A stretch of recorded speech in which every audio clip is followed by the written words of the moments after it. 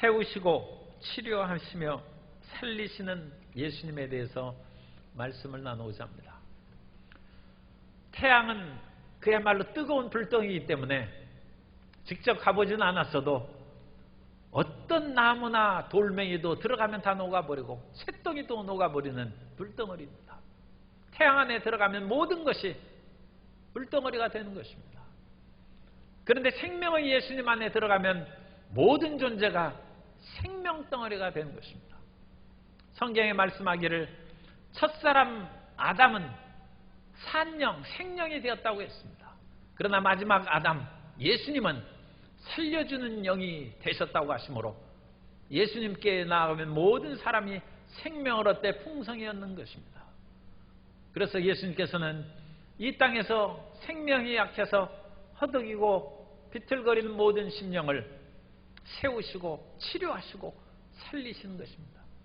첫째로 예수님께서는 사회적인 약자를 세워주십니다. 사회적인 약자라는 것은 사회에서 따돌림받고 무시당하고 억눌린 사람을 말합니다. 사울이 한때는 예수님을 믿기 전에 의기양양했습니다. 그래서 자신의 같이 믿던 유대교의 사람들보다 더 열심히 하나님을 섬겼다고 얘기합니다.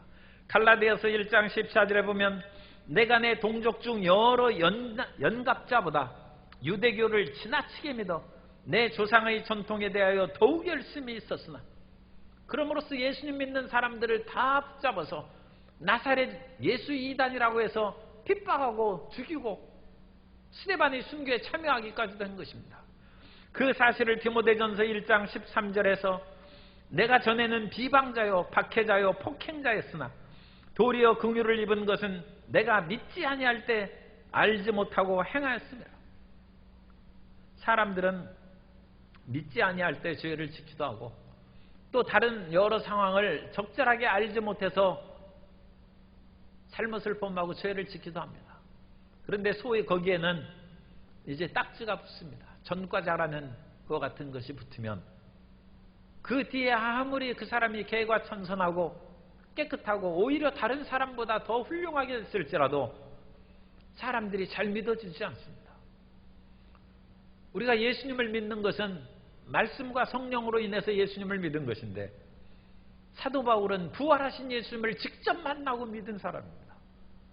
부활하신 예수님을 직접 만나서 믿은 사람이 기독교 2000년 역사에 그렇게 흔하지 않습니다. 그런데 이 사울은 그 영광스러운 예수님을 만나서 예수님을 믿었는데도 예루살렘에 있는 교회 제자들은 그 사람은 부활하신 예수님을 만나보지 못한 사람들도 많이 있을 텐데 오히려 그런 사람들이 사도 바울을 못 믿어했습니다. 사도행전 9장 26절에 보면 사울이 예루살렘에 가서 제자들을 사귀고자 하나 다 두려워하여 그가 제자됨을 믿지 아니하니 또 언제 속여가지고 우리를 붙잡아다가 유대교에 넘길지 모르겠다. 사람들이 두려워하고 그의 회심을 인정하지 않은 것입니다. 사람이 인정받지 못하고 사회적으로 따돌림을 받고 왕따당한 것처럼 참 마음이 비참해지는 것이 없습니다. 그럴 때 하나님께서는 그냥 사도 바울을 예수님 믿게 했을 뿐만 아니라 그를 세워주시는 예수님을 분명히 드러내셨습니다. 그래서 권위자라는 바나바를 통해서 사도 바울을 옹호해 준 것입니다. 사도행전 9장 27절에 보면 바나바가 데리고 사도들에게 가서 그가 길에서 어떻게 주를 보았는지와 주께서 그에게 말씀하신 일과 다메섹에서 그가 어떻게 예수 이름으로 담대히 말하였는지를 전하니라. 그제서야 사도들과 다른 예수님을 믿는 제자들이 사울을 받아들여서 그를 바울로 만들고 그를 이방인의 사도로서 정말로 탁월하게 주님 앞에 헌신할 수 있는 일꾼으로 만든 것입니다. 이처럼 하나님께서는 소외되고 떨어진 사람들을 붙잡아 주시는 하나님이십니다. 구약 성경에서 사회적으로 멸시받고 소외된 사람들을 일으키신 그 하나님의 용어가 히브리 사람의 하나님입니다. 하나님은 히브리인의 하나님입니다. 출애굽기 7장 16절에 보면 그에게 이르기를 히브리 사람의 하나님 야훼께서 나를 왕에게 보내어 이르시되 내 백성을 보내라. 그러면 그들이 광야에서 나를 섬길 것이니라 하였으나 이제까지 내가 듣지 아니하도다. 애굽의 왕 바로는 이스라엘 백성들을 무시했습니다.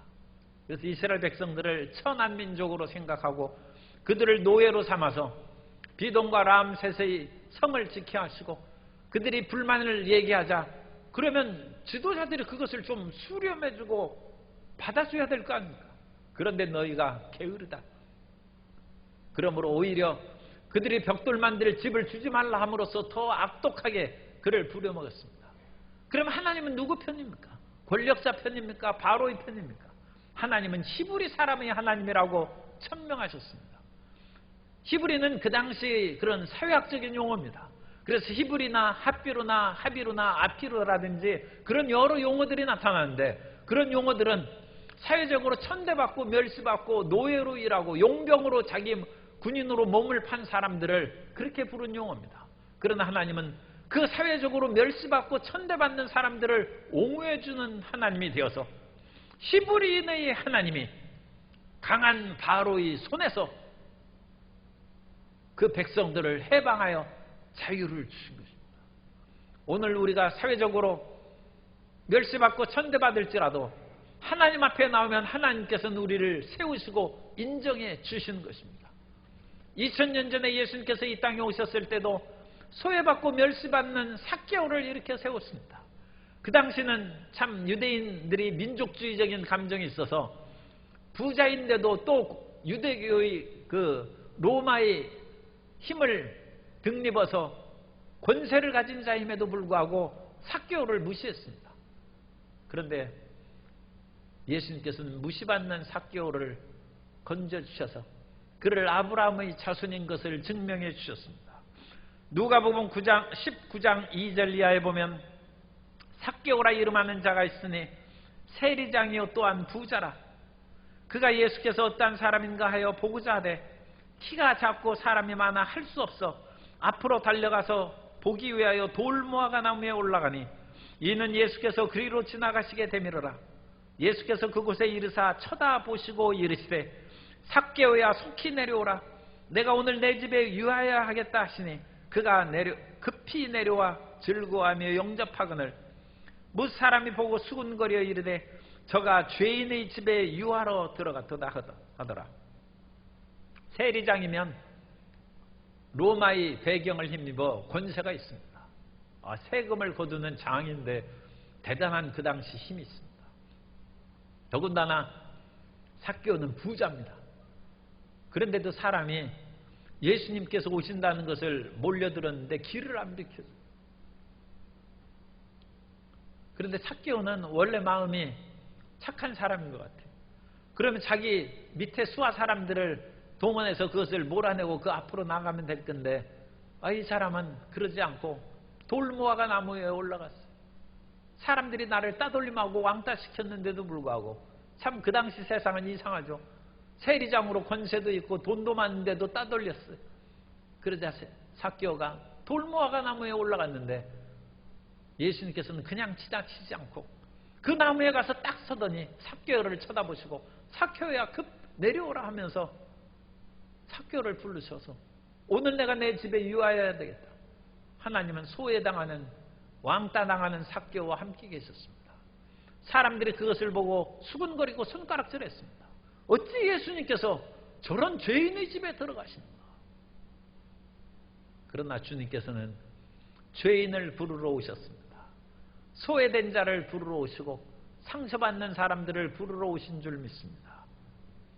이 세상에서 소외되고 또 마음의 상처를 적지 않게 받는 사람 가운데 하나가 장애인입니다. 얼마 전에 이 장애인들과 함께 음반을 그와 같이 녹음한 사람의 이야기가 제가 글을 읽어봤습니다.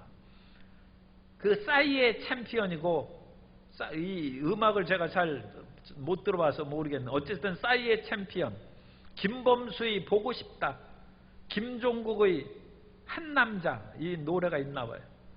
그런데 이런 그 음악의 그 현악 편곡에 참여한 사람이 박인영 씨입니다. 그래서 이 박인영 씨는 영화음악 감독이고 작곡가인데, 이분이 발달 장애인들로 구성된 하트 오케스트라 단원들이 코로나19로 말미암아 연주도 못하고 심히 낙심하다는 얘기를 들어서, 그러니까 이분도 이제 장애인을 잘 몰랐어요. 그래서 그 사람들이 무슨 탁월한 실력이 있을까 싶으면서도 그럼 한번 같이 좀 연주를 하고, 또 자기가 작곡한 다시 부는 바람을 녹음하려고 그와 같이 해서 녹음을 했어요. 그것이 4월 20일 날 이제 장애인의 날인데 내일 모레죠. 그러면 그것이 아마 발표되는가 봅니다. 그런데 거기에서 녹음을 준비하면서 이 하트 오케스트라와 같이 협연하고 그 일을 진행하면서 놀라운 일을 깨달았다. 그것은 음악에 장르가 없는 것처럼 음악에는 장애인과 비장애인이 없다는 것을 새삼 깨닫게 됐다고 얘기했습니다. 하나님께서는 억눌리고 사회에서 소외된 그 모든 사람들에게도 능력을 주시고 재주를 주셔서 그들을 구원하고 살 길을 열어주신 것입니다. 그렇기 때문에 예수님께서는 분명히 누가복음 4장 18절 이하에서 그 복음이 어떤 사람에게 필요한 것임을 밝혀주십니다. 주의 성령이 내게 임하셨으니 이는 가난한 자에게 복음을 전하게 하시려고 내게 기름을 부으시고 나를 보내사 포로된 자에게 자유를, 눈먼 자에게 다시 보게 함을 전파하며 눌린 자를 자유롭게 하고 주의 은혜의 해를 전파하게 하려 하심이라 하였더라. 이 말씀을 오늘 현대적 용어로 표현하면 가난이라는 그런 장애인, 눌리고 억눌리고 눈먼 그런 장애인들을 위해서 예수님께서 오셨다는 거죠. 그것을 위해서 복음을 증거하신다는 거죠. 그러므로 예수님께서는 이와 같이 사회적으로 눌리고 험한 인생을 살아가는 사람을 세우시기 위해서 오셨다는 것을 믿고, 어떤 사회의 핍박과 억눌림에도 노예를 해방시켜서 젖과 꿀의 땅으로 인도하신 출애굽의 하나님을 기억하시고 모든 장애인을 살리신 예수님을 기억함으로 우리도 건짐받아 사회적으로 세우심을 받을 것을 굳게 믿으시게 되시기를 예수님 이름으로 축원합니다. 두 번째로 예수님은 병자를 치료해 주십니다. 예수님은 모든 병자를 치료하시고 그 일을 위하여 채찍을 맞으셨습니다. 마태복음 8장 16절 이하에 보면 저물매 사람들이 귀신 들린 자들을 많이 데리고 예수께 오거늘 예수께서 말씀으로 귀신들을 쫓아내시고 병든 자들을 다 고치시니 이는 선지자 이사야를 통하여 하신 말씀에 우리의 연약한 것을 친히 담당하시고 병을 짊어지셨도다 함을 이루려 하심이더라. 예수님께서는 모든 병자를 다 고쳐주셨어요. 예수님은 돈을 안 받으셨기 때문에 사람들 많이 오면 지치고 힘들고 피곤하죠.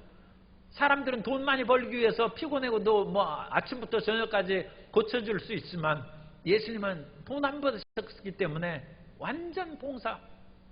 예수님은 병자를 긍휼히 여기시고 고치시는 하나님이십니다. 예수님은 치료하시기를 기뻐하시는 것입니다. 예수님께서 얼마나 열심히 병자들을 치료하셨는지 예수님은 낮이고 밤이고 치료하시고 평일이고 안식일이고 가리지 않고 치료하셨습니다. 그래서 예수님께서 안식일 날 병자들을 치료하심으로 유대교 사람들에게 많이 핍박을 받으셨습니다. 베데스다 연못가에 38년 동안 누워있던 사람도 안식일에 주님께서 치료하셨습니다. 어느 날 예수님께서는 회당에 들어가셔서 그 안식일에 율법을 읽으시고 가르치시는 그 일을 습관대로 많이 하셨죠. 나사렛 서문도 회당에 들어가서 안식일에 행한 것입니다. 그런데 어느 날 회당에 들어가시니까 한편 손 마른 사람이 있어요. 한편 손 마른 사람은 그건 우리가 그냥 손 마른 사람이라고 표현했지만 손 마른 장애인입니다. 그 손 마른 장애인이 거기 있는 것을 보시고 예수님께서 가르치시다가 사람들을 모시고 이 말씀을 하십니다. 누가복음 6장 8절 이하에 예수께서 그들의 생각을 아시고 손 마른 사람에게 이르시되 일어나 한가운데 서라 하시니 그가 일어나서거늘 예수께서 그들에게 이르시되 내가 너희에게 묻노니 안식일에 선을 행하는 것과 악을 행하는 것, 생명을 구하는 것과 죽이는 것 어느 것이 옳으냐 하시며 무리를 둘러보시고 그 사람에게 이르시되 내 손을 내밀라 하시니 그가 그리하매 그 손이 회복된지라. 예수님께서는 손 마른 장애인을 치료해 주셨어요. 안식일 날 치료하면 유대인이 또 벌떼처럼 들고 일어날 것을 아시면서 그 사람들에게 안식일에 선을 행하고 악을 행하는 어느 것이 옳으냐 하시고 그 사람을 치료하셨습니다. 주님께서는 한시라도 빨리 우리를 고치시기를 원하시고 죽지 못해 살아가는 그 사람들에게 생존이 아니라 생활할 수 있는 생명을 얻되 풍성이 넘치게 얻는 길로 우리를 이끌어 주신 것입니다. 그러므로 예수님께서는 제자들에게도 병을 고치라고 명령하셨습니다. 12 제자들에게 마태복음 10장 5절 이하에 보면 예수께서 이 12를 내보내시며 명하여 이르시되 이방인의 길로도 가지 말고 사마리아의 고을에도 들어가지 말고 오히려 이스라엘 집의 잃어버린 양에게로 가라. 가면서 전파하여 말하되 천국이 가까이 왔다 하고 병든 자를 고치며 죽은 자를 살리며 나병한 자를 깨끗하게 하며 귀신을 쫓아내되 너희가 거저받았으니 거저주라. 제자들에게 70인의 제자들에게도 또한 명령하셨습니다. 오늘날 우리에게도 명령하십니다. 믿는 자들에게 이런 표적이 따르니 저희가 내 이름으로 귀신을 쫓아내고 새 방언을 말하고 뱀을 집어올리고 무슨 독을 마실지라도 해를 입지 않고 병든 자에게 손을 얹은 즉 나으리라. 우리는 끊임없이 부모는 자식에게 손을 얹고 기도해야 합니다. 주여 치료해 주옵소서. 물론 약도 먹고 병원도 가지만 먼저 기도하는 것입니다. 주의 종들은 아픈 사람을 위하여 손을 얹고 기도하는 것이 하나님의 명령입니다. 예수님께서 그 일을 말씀대로 실천한 사람을 귀히 여기시고 그 약속하신 말씀대로 우리를 고쳐주시고 치료해 주실 줄 믿습니다. 베드로도 곳곳마다 다니면서 병든 자를 보는 거예요. 그래서 병든 자를 치료하면서 복음을 증거하러 다녔는데 루따에 보니까 애니아라는 사람이 중풍병에 걸려가지고 누운 지 8년입니다. 사람이 뇌경색이나 뇌졸중으로 마비되기 시작하면 곧바로 병원에서 그것을 치료를 하면 마비되지 않고 몸이 풀립니다. 그런데 그것이 조금 지체되면 사실 현대처럼 이 차량 요즘에 119가도 잘 안 비켜주고 그런 일이 있는데 그러면 안 됩니다. 그 시간이 늦으면 그 마비돼 버리는 거죠. 그런데 이 애니아는 중풍병에 걸린 지 8년이 됐어요. 완전히 이제 굳어버린 것이죠. 그런데 사도행전 9장 33절 이하에 보면 거기서 애니아라는 사람을 만나매 그가 중풍병으로 침상 위에 누운 지 8회라. 베드로가 이르되 애니아야 예수 그리스도께서 너를 낫게 하시니 일어나 내 자리를 정돈하라 한데 곧 일어나니. 그 애니아가 중풍병에서 몸이 마비된 장애인에서 치료받고 건강을 얻은 것입니다. 8년 된 환자입니다. 그래서 성경에서 우리가 이 중풍병자 치료받고 손마른 자 치료받고 그렇게 얘기하니까 그냥 병든 사람으로 일반적으로 치료하는데 그것을 장애인 선교하는 그 강신성 목사님이 있어요. 돌아가셨습니다. 그 강신성 목사님이 이 장애인 그 선교를 하는데 26년 전에 설교를 했습니다. 예수님께서는 항상 장애인과 함께 하셨고 항상 장애인을 치료하셨다. 그 말이 우리가 좀 어색합니다만 예수님은 항상 병자와 함께 계셨고 항상 병자를 치료하셨다. 그럼 그건 쉽게 들리죠. 그죠? 우리는 항상 그렇게 얘기했어요. 그런데 이 강승성 목사님은 예수님께서는 항상 장애인과 함께 계셨고 병든 사람이 장애죠. 마음의 병도 장애고 육체의 병도 장애고 표현을 그렇게 하는 거예요. 그런데 그 설교를 듣고 김영국 목사님이 그 오방장애인 자립생활센터에서 간사로 지금 일하는 목사님이 김영국 목사님인데 자기가 젊을 청년 때 26년 전에 그 설교를 듣고 감동을 받았다. 아, 예수님께서 장애인과 함께 계셨다. 처음 듣는 소리였어. 그러면서 예수님께서 장애인과 함께 계셨다면 나와 함께 계신 것이 아닌가. 이 김영국 목사님이 육체의 장애가 있다.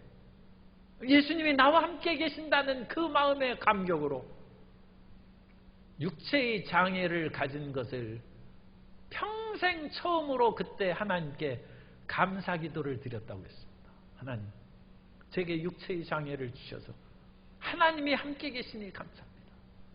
그리고 나서 주의 일을 헌신해서 이제 지금 목사가 되어서 그 오방장애인 자립생활센터에서 일하고 있는 것입니다.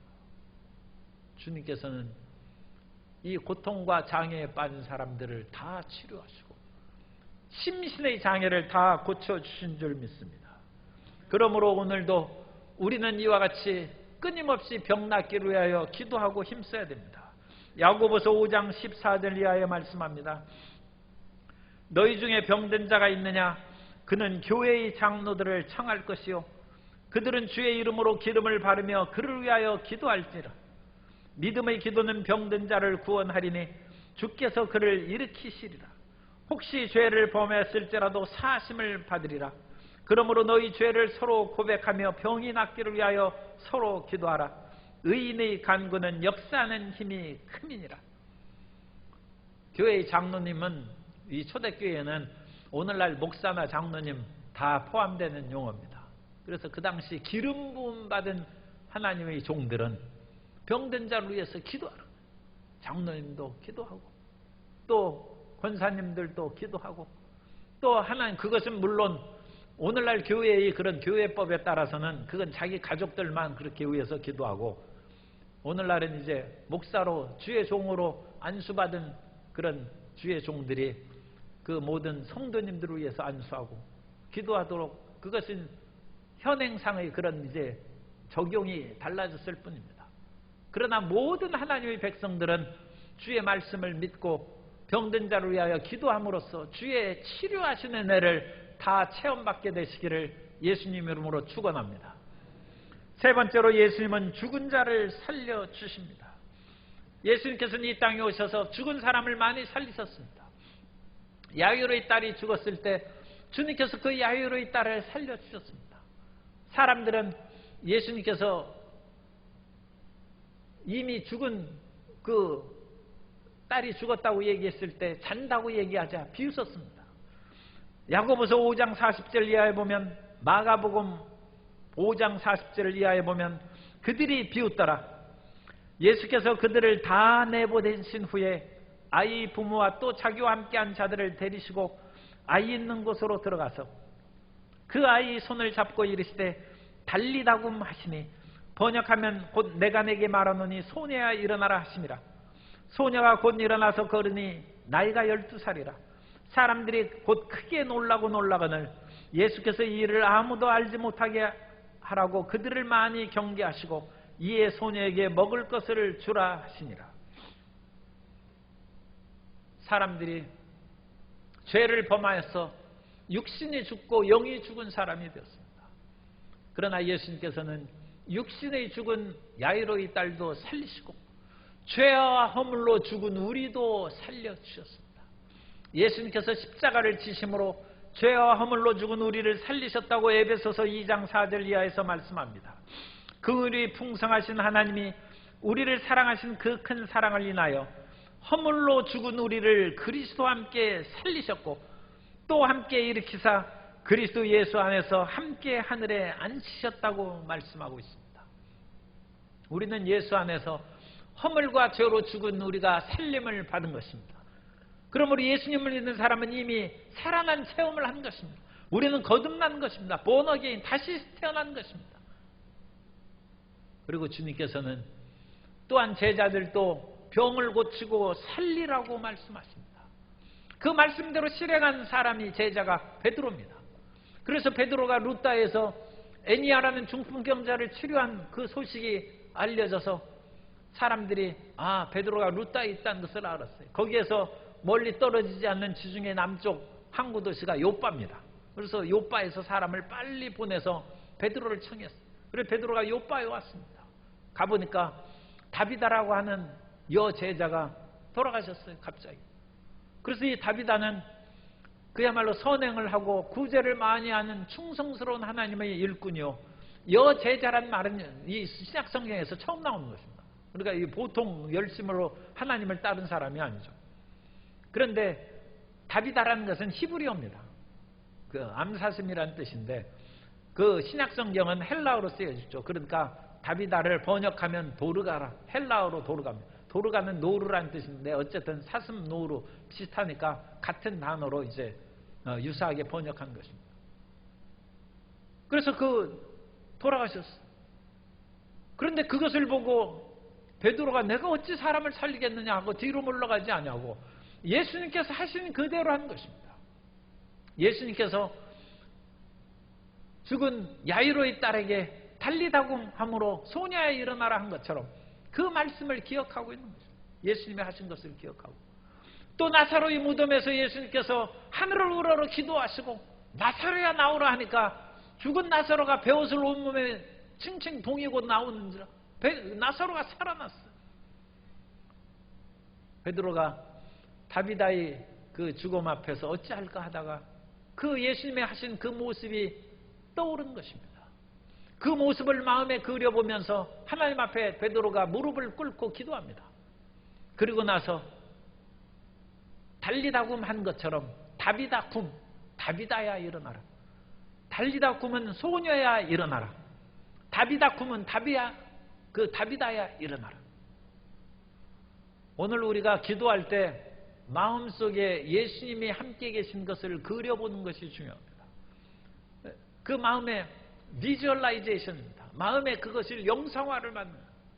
그래서 예수님께서 그 자리에 함께 계신 것을 마음에 그려보고, 예수님께서 나사로의 무덤에서 하늘을 우러 기도하시고 나사로를 나오라 하는 것을 그려보시고, 주님께서 병자를 향하여 내 손을 내밀라 하며 그 손이 내밀매 손이 온전히 회복된 것을 마음에 그려보고, 주님 앞에 손을 내밉니다 해서 8년 된 중풍병자 애니아가 자리에서 일어난 것처럼 마비된 손이 풀리고 혀가 풀리고 죽은 자가 일어나고 다비다굼, 다비다야 일어나라 하며 다비다가 일어나는 기적을 체험하게 되시기를 주님 이름으로 축복합니다.